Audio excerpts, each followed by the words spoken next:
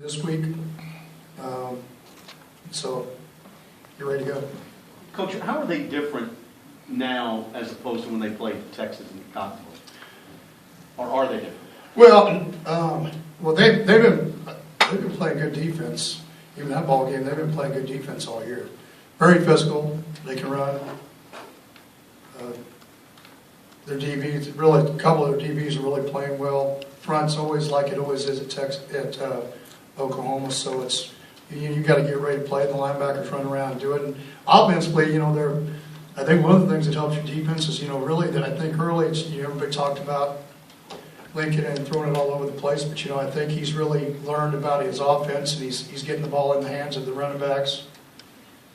And so Mixon and P. Ryan both have been doing a fabulous job. And then quarterback has made plays, and I think he's given them a little bit of a swagger because he plays and he gets going with it, and so that's what you want this time of year. You want to be playing like that when you get ready to go. So just to clarify, is the decision made regarding Boykin? It sounds like you guys are. No, I didn't say anything about Boykin. Well, but you said you felt like you'd be more prepared for that. No, I just said no. That's not what I said. We'll just practice the other quarterbacks more. No, that's why it's you guys. That's what got you guys all in the turmoil last week. You just kind of everybody. And I was right. He did play. He didn't play well, but he played. So. What are his chances for this week? Right now, questionable. He's better now than he was Sunday. So. Josh? Still, his will be because again, seeing a specialist and seeing what we need to do. It just depends on how you want to look at it for him. The biggest thing for him is he just runs the play really well, and it's one of those things where you got to get used to it. And so we'll decide what the pros and cons of doing that. Because if you go in and permanently fix it, which it needs at some point in time to be done, then what you have to do is you need some weeks, and then it can be back for they'll all be full strength for the bowl game. Like I told you guys probably 5 weeks ago, probably our strongest football team in the last half of the season will probably be the bowl game because you'll be able to get everybody back. I think we were playing with 4 backups in the game Saturday on the offensive line, so it's. Because Brady and Big B didn't play, Knapp went out, No Boom went out, so you had Joey Home was the only guy that was left of the groups, but they'll be a little bit different because you'll prepare the backups a little bit differently quarterback wise. So that's what you were getting at, that Yes. You'll have more opportunity to give the backups a chance to prepare. One thing about Trey, he'll even if he doesn't start going until he's Thursday, if he even goes Thursday, that'll be enough for him. So it's for what their scheme is and what they do. So it's all he has to be able to do is be able to go Thursday and Friday and be able to play. So that allows us Tuesday and Wednesday to get all the rest of them ready. He'll take his reps, whatever he does as he goes. Mobility is such a big part of this game, escapability, all that kind Yeah. of stuff.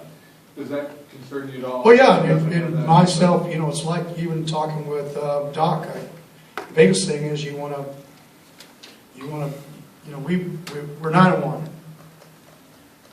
What you want to make sure you do is we won a lot of football games because of them, and at some point in time, it's about the team, but it's also about them. And so, and that's not just those two, but that's the way we deal with all our players. Mike Tua didn't play in the bowl game last year, so he can be ready by the end of spring. Big B, we got fixed, didn't go through spring, so he can be ready for fall. We've made those kind of decisions for everybody that we do, because it's one of the things about being somewhere in a program is you can make decisions over the long haul. I don't have to. If I don't have this, then I'm not going to have my job because this is not going to happen. You got to get ready to play. So we don't have to make short-term decisions here. Our kids want to win a conference title, but I don't think you do it at the stake of playing somebody when they're not ready to go. So and the other thing that you get out of it is you've got there's always a learning experience, and you're working towards it. So they can't. Just like we did Saturday, you see what you're going to have, but I think your kids will be more mentally ready to handle Manuel Porter was the first time back in like 5 or 6 weeks. He's played, played hard, and he'll be better this week. And so I think the one guy that you won't see, though, I think is the one wide receiver that's been out.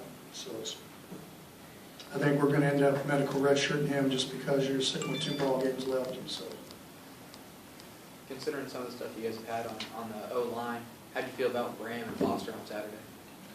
okay. Obviously we only scored one offensive touchdown, so that's not what we were accustomed to. So we'll have to play a lot better. And to be honest with you, we got to play better in the red zone. I mean, this offense, you got to play better in the red zone. Still move the football, but you can't turn the ball over, and you got to play better in the red zone. So 2 games left against 2 good football teams. I know you look at it with a 1 game at a time mentality, but do you feel like your goals for this season are still all on the table? Well, yeah, I mean, our goal is the same every year. Do we obtain them? No, but our goal is to give the seniors the best season they can possibly have within what you have. And so we've got some restrictions right now through injury and everything else. Probably has limited that a little bit, but anything can happen.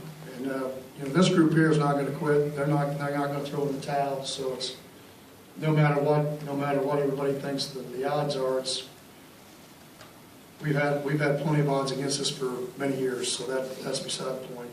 Yeah, this will be the first game you're an underdog in this year, maybe even most of last year. You don't mind. Perfect. I'm a lot better underdog. Does this have shades of 2005 and all too? 2005. Oh no, I don't. I mean, we're way past all that.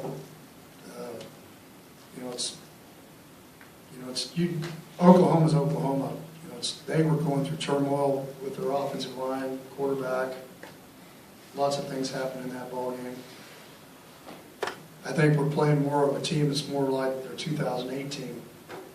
Gresham and Sam Bradford and McCoy and the group there that was playing very well when we got to them. So I think they play for a national championship. So I think you have 3 Baylor. You have Baylor, Oklahoma, and Oklahoma State. All 3 are playing at a very high level right now. So you give a little bit of an edge because Oklahoma State's got the other 2 at home still. They got Baylor at home, then they got Oklahoma at home, and they play very well. They play very well there. We haven't beaten them in Stillwater, and as far as I know, I think Stillwater. I don't think Baylor has up to this point. So they're tough at home. And and Oklahoma's a lot better when you play them in Norman, so you got to go get ready to play. You've been around long enough to kind of have that underdog mentality with TCU's program, but some of the guys on the team, just between last year and this year, they might not. Can you tell a feeling on the team without going into a game? Well, I'll be honest with you. When you have younger guys, they don't. When we got beat by Baylor a year ago, there wasn't anybody in the locker room that wasn't emotionally affected by it. I didn't feel that at the Oklahoma State game, and that's partly because you have a bunch of freshmen that played in that ball game that haven't been invested as long as what they haven't gone through a 4-8 season here, or the first year in the Big 12, or been through any of the above, so they don't know what it's like. So again, like I said when we started this conversation, there's a reason why everything happens, and you got to grow from it. And then you kind of leave it all in line. The best thing's going to happen here is you're going to find out in the next 2 weeks, you're going to play 2 really good football teams, and then we'll kind of know with the guys we have what we got to do in the off season, how we got to recruit, how we need to do things in the spring. I already tell you that probably we won't have 2 weeks off, 2 weeks, and 2 weeks. Spring will be pretty physical. I mean, we need to get back to that a little bit myself. So, I mean, I've already kind of evaluated that with some of our younger guys. There's some growing up we need to do. But with all that said, they found a way to be 9-1. It's just the level of what we feel like defensively, what our levels have been. I mean, right now we sit in the league at number 2 in total defense. I think we're 7th in the country in 3 and outs, 1st in 3rd downs, and I don't think we're very good. I mean, it's just because here's what the level is, and Does that mean they're not playing hard? Does that mean they haven't played well at times? Yes. But for our level, what our expectation is and how we play, no. So, but that's, I'm sure that you're really surprised by me saying that.